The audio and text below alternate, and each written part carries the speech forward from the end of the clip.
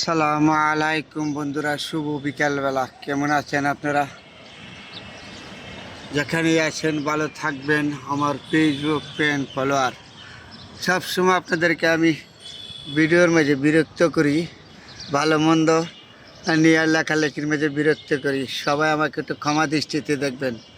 যেহেতু আমি একটু ক্ষুদ্র মানুষ, আমি সবসময় লেখালেখি ভিডিও এগুলি আমি পছন্দ করি, তাহলে গুরুত্ব দিয়ে সবসময় আমি সবার সাথে শেয়ার করি সুন্দর জিনিসগুলি।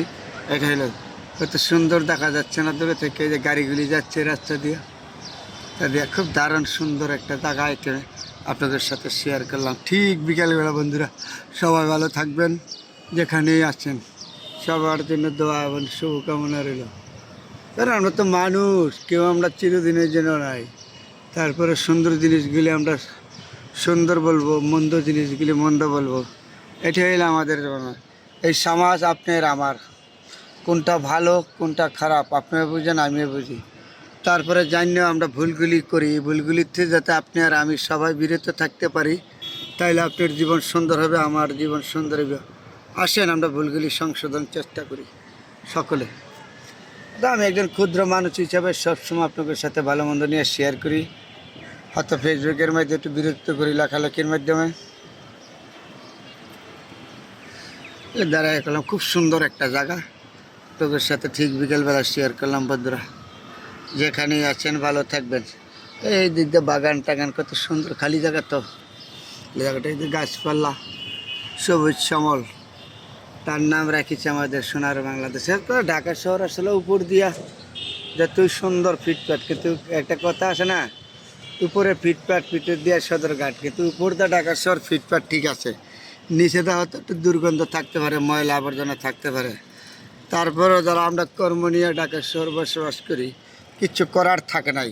কর্মের ইয়ে থেকে আমাদের থাকতে হয়, ঢাকা থেকে আমাদের চলাফেরা করতে হয়, মেনে নিতে হয়। সুখ দুঃখ যাই কষ্ট যাই হোক, ঢাকা শহর দ্বারা আমরা বসবাস করি। হয়তো বিভিন্ন কর্ম নিয়ে, বিভিন্ন পেশা নিয়ে, ব্যবসা বাণিজ্য নিয়ে আমরা ঢাকা শহর থাকি, কিন্তু ঢাকা শহর তো আমাদের গ্রামের মানুষ থাকার ইচ্ছুক না।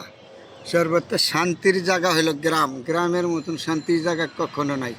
তারপর আমাদের ঢাকা শহর থাকতে হয় কর্ম নিয়ে ব্যস্ততার মাধ্যমে। কেউ চাকরি করে, কেউ ব্যবসা করে, আর কিছু নিয়ে মানুষের ঢাকা শহর। কিন্তু কারণ ঢাকা শহর হলো ঘনবসতি। যে লোক ব্যবসা করে এই লোক এখানে কাস্টমার পায়, মানুষ পায়। ঘনবসতি মানুষ যেখানে ব্যবসা বাণিজ্য সুযোগ হয়। আর বেশিরভাগ মানুষই দেখা যায় ঢাকা শহর পরিবার নিয়ে থাকে, তাদের ছেলে মেয়ে নিয়ে থাকে, হলো কর্ম নিয়ে ব্যস্ত থাকে। সরকারি চাকরি, বেসরকারি চাকরি, বিভিন্ন ধরনের চাকরি নিয়ে ব্যস্ততার মাঝে পার করে।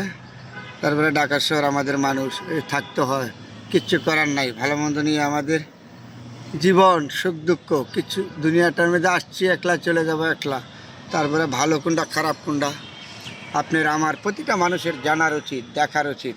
সুন্দর জিনিসগুলি উপভোগ করা আপনার দায়িত্ব, আমারও দায়িত্ব। আসেন আমরা সুন্দর জিনিসগুলি সুন্দর বলি, মন্দ জিনিসগুলি মন্দ বলি। কত সুন্দর উপরে দা বিল্ডিংগুলি, নিচে দা হাতটনি সমস্যা দেখা যেতে পারে, রাস্তাটা গাড়িগুলি এত দাঁড়ান। তাহলে জায়গাটা সুন্দর লাগলো, আপনাকে সবার সাথে শেয়ার করলাম। বন্ধুরা খুব সুন্দর একটা জায়গা। জায়গাটা সবসময় তো আর আমাদের সামনে পড়ে না, তারপরে যখন আসছি আমি দেখে চয়েস হলো, আপনাদের সাথে শেয়ার করলাম সবার সাথে।